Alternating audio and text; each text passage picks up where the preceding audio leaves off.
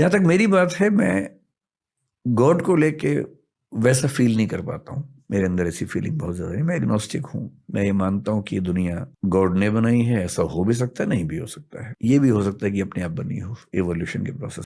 मुझे ये जरूर लगता है कि ज्यादा चांसेस हैं कि कोई ना कोई फोर्स है इस सब के पीछे, पर वो फोर्स वैसी एकदम नहीं है जैसा धर्मों के लोग मानते हैं। क्योंकि सारे धर्म जब पैदा हुए, जनरली आप देखेंगे 6th सेंचुरी BC में लगभग अधिकांश धर्म पैदा हुए। Islam as an organise religion काफी देर में हुआ, हालांकि वो मानते हैं कि एडम के समय से उनका धर्म चलता है। धर्मों का विकास कई अरब साल का प्रोसेस है एवोल्यूशन का। सिर्फ 70,000 साल से हम सोच रहे हैं। उसके पहले सोचने की क्षमता नहीं थी, ब्रेन ऐसा नहीं था। जब पेट भरने लगा, नियोलिथिक रिवॉल्यूशन हुआ, खेती होने लगी, सेटलमेंट्स होने लगी, तो कई लोगों को पहली बार भरपूर सोचने का मौका मिला। तब उन्होंने सोचा कि ये सब कैसे बना होगा। इमेजिन किया कि ईश्वर ने बनाया होगा। इतनी छोटी पृथ्वी के कुछ हजार साल के अनुभवों से हमने थियरीज बना ली हैं बड़ी बड़ी कि भगवान, अल्लाह, गॉड। तो जिन जमीनों पर सारे धर्म खड़े हुए हैं वो जमीनें बहुत कमजोर हैं, भुरभुरी हैं, क्योंकि वो केवल ह्यूमन बींग्स के एक्सपीरियंस के बेस पे बनाए गए। क्या पता कितनी कितनी गैलेक्सीज में कितनी दुनियाएं चल रही हूँ। कुछ हो सकता है कि अभी वो बंदरों के जमाने में चल रहे हो, कुछ हो सकता है कि हमसे 1000, 2000, 10 लाख साल आगे निकल गए हों। तो अभी तो विज्ञान ने दुनिया का डेसिमल में भी कुछ नहीं समझा है। अभी से हम ये इंटरप्रेट कर दें कि एक भगवान है जिसने ऐसा ऐसा किया, पॉसिबिलिटी है। एग्नोस्टिक होने का मतलब है कि I accept there stands a possibility of God existing. पर हमारे दुनिया के धर्मों में, दर्शनों में गॉड की जो व्याख्या है बहुत ही बेसिक लेवल की है। मेरे ख्याल से अल्टीमेट रियलिटी जब भी हमारे सामने आएगी, मतलब हमारी जिंदगी में तो शायद नहीं आएगी, शायद 10-20 हजार साल तक भी ना आए, शायद 1 लाख साल के बाद सामने आए, वो वैसी नहीं होगी जैसी हम सोचते हैं, उससे काफी अलग हो। किसी खालिक कायनात के वजूद का मैं नहीं मानता कि है, और उसका रीज़न ये नहीं कि मैं पॉजिटिव असर्टिव क्लेम है मेरा, या मैं दावे के साथ कहता हूँ कि हाँ मेरे पास सबूत है कि कोई खुदा नहीं है, ठीक है। तो ये तो मेरा क्लेम नहीं है। मेरा ये क्लेम है कि जो भी वीक क्लेम है बेसिकली, और वो ये है कि जो भी एविडेंसेस मेरे को मिले हैं अब तक, या जो दूसरे जो मज़ाहिब देते रहे, खासकर ये जो अब्राहमिक फेथ्स हैं उनकी तरफ से जो आते हैं, वो सेटिस्फैक्ट्री नहीं है। तो ये पॉजिटिव असर्टिव क्लेम तो नहीं है, पर हाँ ये एक वीक क्लेम आप कह सकते हो कि हाँ ऐसा है। अगर और इसीलिए मैं कोशिश कर सकता हूँ तहकीक करने की, या अगर आप कोई ऐसी आर्गुमेंट पेश करें मेरे सामने कि हाँ जो लगे कि हाँ यार ये इसमें वाकई वजन है, तो उसके बारे में सोचा जा सकता है। तो एज ऑफ नाउ, सॉरी, हाँ मैं मुफ्ती साहब, आप अगर थोड़ी देर के लिए टेक ओवर कर सके मेरे। प्लीज। हाँ जी मुफ्ती साहब जी अबुल मारी साहब, खैर ये इत्तेफाक हो रहा है कि कैसर भाई के चैनल पर मुझे लीड करना पड़ा है, कैसर भाई की मसरूफियत की वजह से थोड़ी देर के लिए उनकी नियाबत में। तो मैं, आपने अभी जो एक स्टेटमेंट दिया है कि आपकी जो अभी तक तहकीक है उसके मुताबिक खुदा के वजूद के ताल्लुक से इब्राहिमिक रिलीजन्स के जो दलाइल आते हैं वो कन्विंसिंग नहीं है। तो मैं ये पूछना चाहूंगा कि खुदा के वजूद के ताल्लुक से आपने मसलन जो सबसे मजबूत आर्ग्यूमेंट है वो कौन सा है कि जिस पर आपने तहकीक की है? नहीं, ये तो मेरे लिए कहना पॉसिबल नहीं कि कौन सा सबसे मजबूत आर्गुमेंट है, क्योंकि सबके नहीं, अलग अलग आपके नजदीक, आर्गुमेंट्स हैं। आपके नजदीक। सबके अलग अलग आर्गुमेंट्स हैं, राइट। नहीं, मैं आपके क्योंकि नजदीक पूछ रहा हूँ। मैं कौन से आर्गुमेंट को सबसे पावरफुल समझता हूँ, मेरे ख्याल से अगर कोई वेल स्ट्रक्चर्ड आर्गुमेंट अगर कोई है, सबसे जो बेहतरीन तरीके से जो पेश की गई आर्गुमेंट है वो फाइन ट्यूनिंग आर्गुमेंट है, पर उसमें भी मसले मसाइल हैं काफी। तो वो आप वो आर्ग्यूमेंट, फाइन ट्यूनिंग आर्ग्यूमेंट जरा पेश फरमाएं, और उसमें जो मसला है वो भी पेश फरमाएं। तो फाइन ट्यूनिंग आर्गुमेंट इस तरह से है कि अभी जो करंट जो साइंटिफिक थियरी है इस कायनात के या इस लोकल यूनिवर्स के वजूद में आने की, वो ये है कि बिग बैंग थियरी जो है वो मोस्टली सपोर्टेड थियरी है, राइट। और उसके बारे में ये कहा जाता है कि कुछ जो हमारे यूनिवर्स के जो फंडामेंटल कांस्टेंट्स हैं वो करीब 26 के आसपास फंडामेंटल कांस्टेंट्स हैं, और कुछ कहते हैं कि वो अगर आप उनको कंबाइन करें तो 19 के आसपास फंडामेंटल कांस्टेंट्स हैं करीब। पर उनके साथ ये है कि वो जो फंडामेंटल कांस्टेंट्स हैं उनकी जो कंसेप्चुअल एनालिसिस के बेसिस पे, तो मैं स्ट्रेस करना चाहूँगा कि मेरा क्या एतराज़ है इसके ऊपर, पर जो कंसेप्चुअल एनालिसिस के बेसिस पे उसको कहते हैं कि उसका जो वजूद में आने का जो प्रोबेबिलिटी है वो बहुत ही लो है।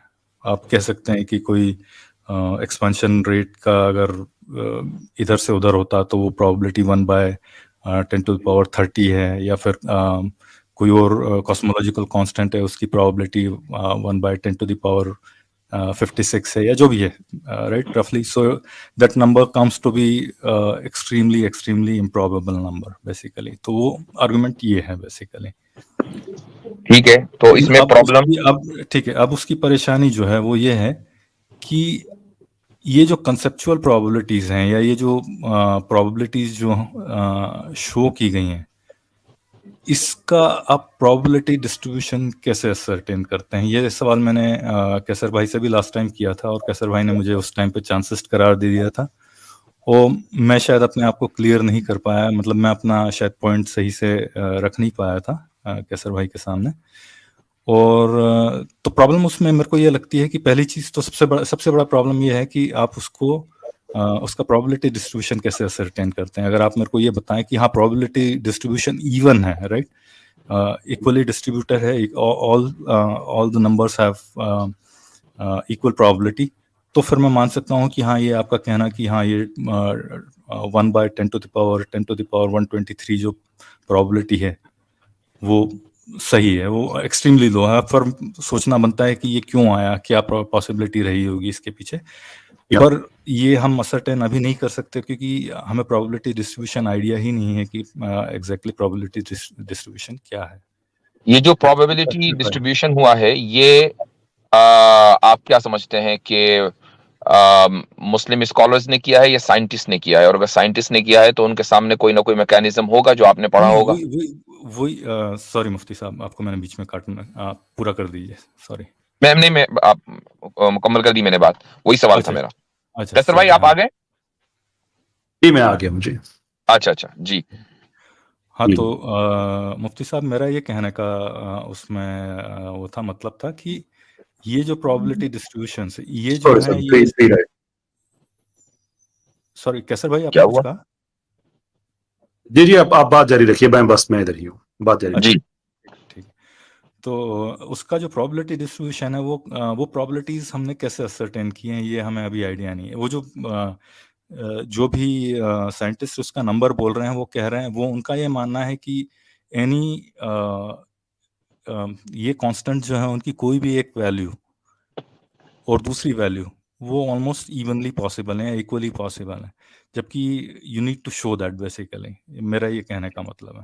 तो यानी आप मैं ये कहना चाह रहे हैं कि साइंटिस्ट ने जो बात कही है, साइंटिस्ट ने अभी तक के जो प्रोबेबिलिटी शो की है वो उसको प्रूव नहीं कर पाए हैं, ये है ना मसला? हाँ, और वो इसलिए क्योंकि वो कंसेप्चुअल प्रोबेबिलिटीज है। मैं इसकी एक मिसाल दे देता हूँ। ठीक है, मैं आपको यहाँ रोकता हूँ, और वो ये है कि ये जो दलील है फाइन ट्यूनिंग आर्ग्यूमेंट, आप क्या समझते हैं कि क्या ये अब्राहमिक, विलियम क्रेग लेन वगैरह तो पेश करते होंगे, लेकिन आप क्या समझते हैं कि मुस्लिम उलमा इस साइंटिफिक आर्ग्यूमेंट को बुनियादी दलील की हैसियत देते हैं? मेरे ख्याल से तो नहीं, बिल्कुल भी नहीं। ठीक। अच्छा, आपके नजदीक जो मुस्लिम उलमा हैं वो खुदा के वजूद के ऊपर किस दलील को बुनियादी हैसियत देते हैं? कुछ है इल्म? क्योंकि जब ये हमारी दलील बुनियादी नहीं है, यानी हम ऐसा नहीं है कि विलियम क्रेग जो बात कर रहे हैं वो गलत कर रहे हैं, मैं उसको गलत नहीं कह रहा हूं। हमारा जो दीन है वो साइंस के ऊपर रिलाय करता ही नहीं है, क्योंकि साइंस आज कुछ कहती है, कल कुछ और कहेगी।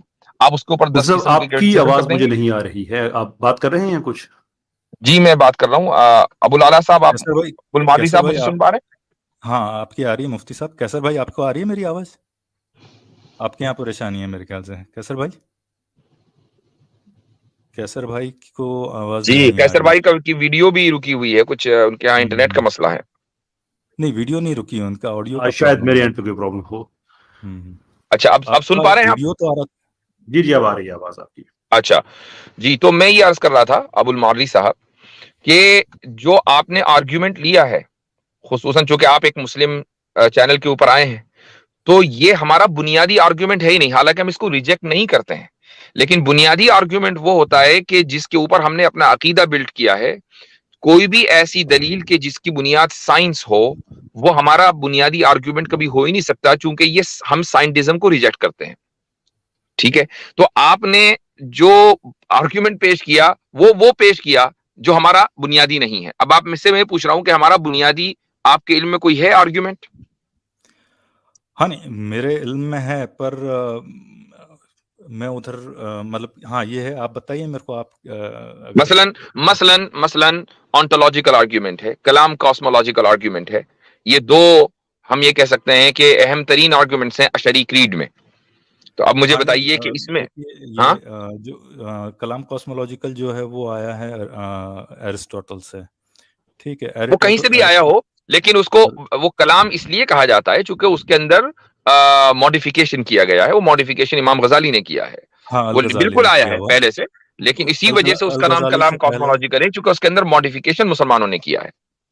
अल-गजाली से पहले अल-किंदी ने किया था इसमें काम, फिर ओके, चलिए मैं कहता हूँ अल-किंदी ने किया, किसी ने भी किया होगा। What I am trying to say कि ये दो आर्ग्यूमेंट्स, ऑन्टोलॉजिकल एंड कलाम कॉस्मोलॉजिकल आर्ग्यूमेंट, अशरी की रीत के बुनियादी आर्ग्यूमेंट्स हैं। अब आप इसमें कोई प्रॉब्लम, अगर आपने इसके ऊपर तहकीक की है तो कोई पाते हैं इसमें कोई प्रॉब्लम देखते हैं? क्योंकि आपने जो मुझे आर्ग्यूमेंट दिया वो मेरा है ही नहीं। ठीक है, चलिए, तो इस बात पे अपन मान लें कि फाइन ट्यूनिंग आर्गुमेंट वीक है। आपके सामने भी मैंने जो दलीलें पेश की, हाँ, अगर मैं आर्ग्यूमेंट्स की लिस्ट बनाऊंगा और मैंने बाकायदा इसके ऊपर एक लेक्चर भी दिया है, तो फाइन ट्यूनिंग आर्ग्यूमेंट को मैंने सबसे आखिर में रखा है। ओके, चलिए, ठीक क्योंकि उसकी बुनियाद साइंस है, इसलिए। जी, ठीक है, फिर कलाम कॉस्मोलॉजिकल पे यानी मैं ये नहीं कह रहा हूं कि इस कायनात में फाइन ट्यूनिंग नहीं है, ये जरा मैं इसको क्लियर कर दूं, लेकिन जो फाइन ट्यूनिंग आर्ग्यूमेंट दिया जाता है उसकी बेस साइंस है। जी, अब आप कलाम कॉस्मोलॉजिकल आर्ग्यूमेंट पे आ जाएं। ठीक है, तो कलाम कॉस्मोलॉजिकल आर्ग्यूमेंट में जो प्रॉब्लम है वो प्रेमिसेस में है, उसके प्रॉब्लम, ठीक है। ओके, ठीक है। मैं आर्गुमेंट आपके सामने रख देता हूं ताकि जी, प्लीज। ऑडियंस को मालूम चल जाए एग्जैक्टली। हाँ, तो आर्गुमेंट इस तरह, whatever begins to exist has a cause, ठीक है, ये फर्स्ट प्रेमिस है। सेकंड प्रेमिस इसका है, the universe began to exist, ठीक है। ओके। तो ये दो फर्स्ट एंड सेकंड प्रेमिसेस मिलके इसका थर्ड जो कंक्लूजन आता है वो ये है कि Therefore the universe has a cause. the universe has a cause। जी, तो इसमें परेशानी ये है कि चलो एक बार के लिए हम मान भी लें, मैं अभी पहले उल्टा शुरू कर रहा हूँ, मान भी लें कि चलो universe had a cause, right. हाँ, लेकिन उसमें शऊर कैसा आया है ना? हाँ, ये एक सबसे फंडामेंटल प्रॉब्लम। अब आप देखिए, आपके कहने से पहले मैंने आपका एतराज नकल कर दिया। जी, हाँ, नहीं, मतलब वो मैं उस पे अपन बाद में आएंगे, पर उससे पहले जो है वो ये है कि whatever begins to exist has a cause, right. ये हम कैसे मालूम करेंगे? ये अच्छा, इस प्रेमिस को कैसे आप वेरीफाई करेंगे? How would you verify this premise? इसको वाईफाई करने का सिर्फ एक ही तरीका है, और वो ये है कि इसको आप ब्रेक करें इस तरीके से कि कोई ऐसी मिसाल दें कि जिसका एग्जिस्टेंस हुआ हो और बगैर कॉज के हुआ हो। इसको साबित कर दीजिए, ये प्रेमिस टूट जाएगा। वो फिर ह्यूमियन इंडक्शन के तौर पे तो वो खारिज हो जाएगा, राइट। ह्यूमियन इंडक्शन के तौर पे वो खारिज हो जाएगा, बिल्कुल ठीक है। वो एतराज जो आप पेश कर रहे हैं, किस तरीके से? क्योंकि आप ये कह रहे हैं कि हमें आज तक कोई ऐसी मिसाल नहीं मिली कि जिसमें कोई चीज बिना कॉज के आई हो, इसलिए हम मान लेते हैं कि कोई भी चीज नहीं हो सकती, राइट। वो एक I think black swan fallacy या ऐसा कोई आई थिंक हाँ, मतलब ये कि आर्गुमेंट ऑफ इंडक्शन है, ये ब्लैक स्वान फैलेसी बोलते हैं उसको, ठीक है। हाँ, राइट। तो ये परेशानी वहां बहुत गहरी है इसमें कि since you haven't exhausted all the possible worlds to see whether anything could come from मेरे भाई, आप ये समझते हैं कि जो डेविड ह्यूम का जो ये नजरिया है ये गलत है, आप इसको गलत समझ रहे हैं, इसलिए कि अगर आपने इसको गलत माना तो डार्विनियन एवोल्यूशन का तो खात्मा है। हाँ, नहीं, मैं गलत नहीं मान रहा हूँ। देखो, डार्विनियन इवोल्यूशन जो है वो एकदम लॉफ्टी क्लेम्स तो नहीं है कि ये पक्का भाई आप ये देखें कि इल्हाद की जो बुनियाद है वो डार्विनियन एवोल्यूशन है। नहीं, इल्हाद उसी पर खड़ा हुआ है। नहीं ऐसा तो मेरे ख्याल से ऐसा तो नहीं है कि ऐसा ही है, इसलिए कि आप उसको देखें, क्या नाम है उसका, रिचर्ड डॉकिंस, उसने अपनी किताब में डार्विनियन एवोल्यूशन के ऊपर तो सबसे ज्यादा जोर दिया है खुदा का इनकार करने के लिए। वो तो हाँ भाई नहीं, इमामुल मलाहिदा है। अब उसकी बात भी ये आप नहीं मानेंगे तो किसकी मानेंगे?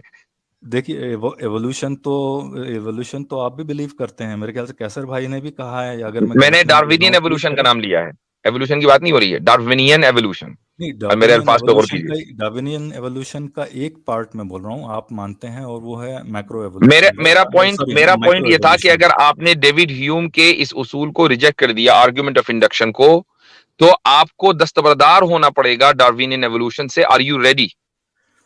नहीं, मैं ये कह रहा हूँ कि आप किसी डिडक्टिव आर्गुमेंट में अगर कोई इंडक्टिव आर्गुमेंट को इंसर्ट कर रहे हैं, तो जो उसका जो डिडक्टिव जो रिजल्ट है, दैट इज इनवैलिड। समझ रहे हैं आप? मैं बिल्कुल समझ गया हूं, लेकिन मैं आपने कह रहा हूँ कि हाँ वेटेज ऑफ एन आर्गुमेंट वो हम्म, डिपेंड करता है कि उसको आप कितना वेटेज दे रहे हैं। Since in a deductive argument you are using an inductive argument, inductive premise, अगर आपका वो इंडक्टिव प्रेमिस प्रूव नहीं हुआ 100%, तो इसका मतलब हम्म। आपका डिडक्शन फेल हो गया बेसिकली। चलिए, मैं आपकी इस क्रिटिसिज्म को एक्सेप्ट करके आगे चलता हूं। मान लीजिए कि कोई ऐसी चीज है कि जो जिसका आगाज नहीं हुआ है और हमें पता नहीं है, ठीक है? ये तो आप कहना चाह रहे हैं ना, चूंकि based on argument of induction कोई ऐसी चीज हो सकती है जो हमें पता ना हो, लेकिन it never began to exist, right? Am I clear?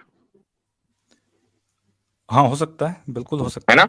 चलिए ठीक है, हमने मान लिया कि कोई ऐसी चीज है जो हमें नहीं मालूम, हो सकता है कि आगे चलकर हम डिस्कवर करें कि it never began to exist and it's part of the universe. ठीक, तो अब हम ये मानकर चल रहे हैं कि वो चीज इटर्नल है, राइट? ओके, मैं आपके साथ चल रहा हूँ अच्छा, अभी थोड़ा। ठीक है। अब अगर वो इटर्नल है, चूंकि if it never began to exist, it mean it always existed, तो वो इटर्नल है। अगर वो इटर्नल है, तो फिर ये देखा जाएगा कि वो अनकॉज्ड कॉज्ड हुआ, वो अनकॉज्ड इफेक्ट है, राइट? उसका कोई कॉज तो है नहीं। Am I clear up till here? हाँ नहीं, वो फॉलोज बेसिकली जो भी हमारा प्रेमिस अच्छा, है, वी आर फॉलोइंग दैट अच्छा, प्रेमिस। अगर ऐसा होगा कि कोई चीज जो कायनात का हिस्सा हो और उसका कोई कॉज ना हो, तो इसी को हम इन्फिनिट रिग्रेस फैलेसी कहते हैं। तो क्या इन्फिनिट रिग्रेस फैलेसी लाजिम नहीं आएगी? नहीं, वो आप इन्फिनिट रिग्रेस की अलग बात कर रहे हैं, राइट? क्योंकि कायनात कहीं शुरू हुआ है, मान ले कायनात कहीं जहां से शुरू हुआ है, आप कह सकते हो कि वो कहाँ से आया, may be that is infinite, और मे बी कायनात खुद इन्फिनिट है basically. I mean it goes through cycles of तो फिर यही इन्फिनिट रिग्रेस है। इन्फिनिट इट्स रिग्रेस तो इम्पॉसिबल है। सिक्लिक यूनिवर्स जो है, वो कहना चाह रहा हूँ मैं। चाहे वो किसी भी तरह हो, इन्फिनिट रिग्रेस तो फैलेसी है। नहीं, कैसे और जो फैलेसी आप है? और जो आप ये कह मैं रहे हैं कि एक एक यूनिवर्स ने दूसरे यूनिवर्स को बढ़ दिया, तो क्या ये थ्योरी प्रूवन है नहीं, वो या ये एक यूनिवर्स, हाइपोथेसिस के दर्जे में है? नहीं, ये हाइपोथेसिस की दर्जे में ही है अभी भी, और ये तो फिर रोजर पेनरोज की हाइपोथेसिस है, तो बट आप इस वो बुनियाद पर कैसे मैं यही एक्सक्लूजन दलील दे करना सकते हैं? जी कैसर भाई। मैं मैं बस आप मुझसे कैरी ऑन कीजिए। मैं सिर्फ यही एक छोटा सा मैं कमेंट बीच में देना चाहूंगा कि रोजर पेनरोज के इस सिक्लिक आइडिया को आप मान रहे हैं कि ये एक प्लॉजिबल एक्सप्लेनेशन है यूनिवर्स की, लेकिन रोजर पेनरोज के ही आइडियाज के जो आपने जिस प्रोबेबिलिटी को आगे कहा था कि हम नहीं मान सकते इसको बिकॉज हमें पता नहीं कि इसकी डिस्ट्रीब्यूशन कैसे हुई है, ऑल्दो इसकी डिस्ट्रीब्यूशन का बड़ा पर्टिकुलर मैथमेटिकल मॉडल है, वो भी रोजर पेनरोज की ही है जो आप बात कर रहे थे 10 टू द पावर ऑफ 123 की जो मास और एनर्जी की कैसर डिस्ट्रीब्यूशन भाई वो जो नंबर जो कंप्यूटेशन, सॉरी मैं आपको इंटरजेक्ट किया हूँ, इंटरप्ट किया हूँ, नहीं, बोल सकता आप हूँ? कैरी ऑन कीजिए। मैं आपसे ये कह रहा हूं कि एक तरफ आपके सामने एक मैथमेटिकल मॉडल है जिसको आप गलत प्रूव कर सकते हैं बिकॉज ये फॉल्सिफाइबल है, it's very precise, it's 10 to the power of 10 to the power of 123, लेकिन आप उसको रिफ्यूट करने के बजाय आप रोजर पेनरोज की दूसरा जो आइडिया है सिक्लिक कायनात का दोबारा एक साइकिल के अंदर बार बार उसका सामने आ जाना and then you call it big bounce और व्हाटएवर, वो साइंटिफिकली स्पीकिंग वेरीफाइबल भी नहीं है, फॉल्सिफाइबल भी नहीं है। You are tilted more towards that, जबकि दूसरी तरफ आपके सामने नंबर्स हैं जिनको आप इजीली रिफ्यूट कर सकते हैं। नहीं कैसर भाई, पहली चीज़ तो इसमें ये जो प्रोबेबिलिटीज़ आपने बताई हैं, ये रोजर पेनरोज ने ये प्रोबेबिलिटीज़ आई थिंक 1990s के आसपास उनके पेपर में आई थी। ये जो आप 1/10⁻10⁻1 123 बता रहे हैं, राइट। पहली चीज़ तो ये। अब उसके बाद उनका कुछ इस पे व्यू चेंज हुआ है या नहीं, मेरे को नहीं आइडिया, मैंने नहीं पढ़ा है, तो ये नहीं सॉरी मैं इस बारे में नहीं कह सकता हूँ, राइट। ये नहीं ये हुआ। सिक्लिक यूनिवर्स वाली जो थियरी है उनकी, वो मोस्ट रिसेंट है, जितना मेरे को मालूम है वो 2016-17 के आसपास हाइपोथेसाइज्ड है वो, तो वो लेटेस्ट है, राइट। और दूसरी ये चीज़ है कि मैंने लेकिन ये रोजर दोनों पेनरोज से ये कभी नहीं ये कंपीटिंग चीजें नहीं मैं हैं। पूरा कर लूँ, ये सॉरी। चीज, ये कंपीटिंग आइडियाज नहीं है, कि ऐसा नहीं है कि उन्होंने पहले कहा और बाद में उन्होंने नई चीज कही और वो उससे उनकी पोजीशन अपडेट हो गई। ये दो अलग-अलग चीजें हैं। जब वो ये बात कर रहे हैं कि जो प्रोबेबिलिटी है वो 10 to the power of 10 to the 123 है, तो वो ये नहीं कह रहे कि ये कायनात बनने की प्रोबेबिलिटी है। वो ये कह रहे हैं कि ये मास और एनर्जी की इस डिस्ट्रीब्यूशन की प्रोबेबिलिटी है जिसके बगैर इंसान की जिंदगी वजूद में नहीं आ सकती। And it's not as simple as कि मास और एनर्जी की डिस्ट्रीब्यूशन प्रिसाइज हुई और इंसान वजूद में आ गया। इसके दरमियान पूरी की पूरी एक चेन ऑफ कॉजेलिटीज है, पूरी की पूरी चेन है, जिसके अंदर कार्बन्स हैं, जिसके अंदर इवन हमारे एटम्स हैं, और उन एटम्स की फाइन ट्यूनिंग के लिए जो हमें ऊपर जो हमारे जो हमारे मोलेकुलर जो बॉन्ड्स हैं, उसके लिए भी हमें प्रोसेस खला में चाहिए, और उनके लिए हमें ये डिस्ट्रीब्यूशन चाहिए। So there is a huge apparatus जिसमें से कोई भी चीज अपनी जगह से अगर हिल जाती है, then you and I will not exist here. So ये जो प्रोबेबिलिटी है, ये कायनात की तख्लीक की नहीं है, बल्कि कायनात के अंदर जिंदगी को अकोमोडेट करने के लिए जो मास और एनर्जी की डिस्ट्रीब्यूशन है, ये उसकी है। वेदर कायनात एक दफा ही बनी है या ये कायनात बार बार बनती आ रही है, this does not defeat the original argument। वो अपनी जगह पे एक सेपरेट चीज खड़ी हुई है, क्योंकि इनका आपस में ताल्लुक नहीं है। लेकिन एक मिनट के लिए अगर हम मान भी लें कि ये कायनात बार बार वजूद में आ रही है, तो फिर भी कलाम कॉस्मोलॉजिकल आर्गुमेंट अपनी जगह पे वैलिड है, बिकॉज उसके बार बार में वजूद में आने के लिए जरूरी है कि वो एक बार वजूद में ना हो और फिर वो वजूद में आए। That is why it is called cyclic. तो इसी वजह से इसके कहा जाता है कि इसमें साइकिल है। सो कलाम कॉस्मोलॉजिकल आर्गुमेंट क्या कैसर कहता भाई, है आप कि माजरत हर के वो साथ कहूँगा, आप चीज गलत कह जो रहे हैं ये, एग्जिस्ट, जो कि वो that begins to exist has a cause, and universe began to exist, whether वो पहली दफा था या वो दोबारा बाउंस बैक कर रहा था, it doesn't matter, it began to exist, therefore it has a cause। इससे आपके आर्गुमेंट माजरत पे के साथ कोई कहूँगा फर्क नहीं कैसर भाई, पड़ता। आप गलत बोल रहे हैं, माजरत के साथ श्योर, कहूँगा। पूरा कीजिए। ठीक है, और मैं हाँ बताता हूँ आपको क्या क्या आपने गलत पॉइंट्स रखे हैं, ठीक है। पहली चीज़ तो ये है कि वो प्रोबेबिलिटी जो आप दो हाइपोथेसिस की बात कर रहे हैं, जो प्रोबेबिलिटीज वर्सेस जो सिक्लिक यूनिवर्स, मैं आपकी बात से एग्री कर रहा हूँ कि सिक्लिक यूनिवर्स जो भी हो, अगर फंडामेंटल कॉन्स्टेंट्स की जो प्रोबेबिलिटीज रखी गई हैं, उसका मैं आपको ये बताया कि उसका जो डिस्ट्रीब्यूशन है, प्रोबेबिलिटी डिस्ट्रीब्यूशन नहीं, बिल्कुल नहीं बताया गया। हो सकता है कि वो उसकी प्रोबेबिलिटी वजूद में आने की ऑलमोस्ट 1 हो बेसिकली, आप समझ रहे हैं, क्योंकि वो प्रोबेबिलिटी डिस्ट्रीब्यूशन उसके पीछे क्या रहा है, ये कोई नहीं आइडिया है। मैंने आपको लास्ट टाइम एक मिसाल दी थी, एक डाइस की, राइट। आपने एक कोई डाइस देखा, जमीन पड़ा, आपको नहीं मालूम कि ये क्या है, राइट। सिर्फ आप एक देख रहे हो उस पर 6 नंबर, आपको ये नहीं मालूम कि इसमें 6 नंबर अगर है, आपने किसी तरह देख भी लिया कि उसके आसपास 5 है, 4 है, 3, 2, 1 है, सारे नंबर्स हैं, आप ये नहीं कह सकते कि उसमें जो है 6 नंबर आने की प्रोबेबिलिटी जो है वो 1/6 है। You can not tell that unless until you have evidence, you have lifted that dice and tried it multiple times, right. हमारे पास एक ही यूनिवर्स है, वजूद में आया हुआ एक ही यूनिवर्स है जिसको हम देख रहे हैं, राइट। और तो ये ये बात मेरा दोबारा कहना से है उसमें। कहिएगा, अगर मैं आपकी बात में want to steel man your argument. क्या आप ये कह रहे हैं कि एक डाइस है जिसके ऊपर 1 से 6 हर साइड पे उसके नंबर लिखे हुए हैं, सो किसी साइड पे 1, किसी पे 2, किसी पे 3, तो हम ये नहीं कह सकते कि उसके अगर आप उसके रैंडमली रोल करते हैं तो उसके नहीं हमें नहीं, नहीं मैं नहीं पता कह कि रहा हूँ, उसके चांसेस 1 मैं आने नहीं के कह रहा 1 हूँ, इन सॉरी 6। सॉरी सॉरी, मैं ये नहीं कह रहा हूँ। मैं कह रहा हूँ आप रास्ते पे जा रहे हैं, मान ले आप बीच पे जा रहे हैं किसी, राइट। आप बीच पे जा रहे हैं, आपको एक रेत के अंदर एक रेत के ऊपर एक डाइस दिख रहा है, राइट। उसका आपको सिर्फ एक फेस नजर आ रहा है, 6। आपने उसको तहकीक किया, आप उसको टच नहीं कर सकते हैं बस, लेकिन आपने तहकीक किया कि seems appears like a dice, so it has number 5 around 6 4 5 3 4 5 whatever, right, 3 2 1, ये सारे नंबर्स आपको दिख रहे हैं। अब आप उस डाइस को ना उठा सकते हैं ना कुछ कर सकते हैं, but you can't assume at that point कि इस डाइस में हर नंबर के आने की प्रोबेबिलिटी 1/6 है। You just can't assume that, right, because आपने उस डाइस को रोल नहीं किया है एक भी बार। Unless until you roll that dice few number of times, you won't be able to ascertain the probabilities.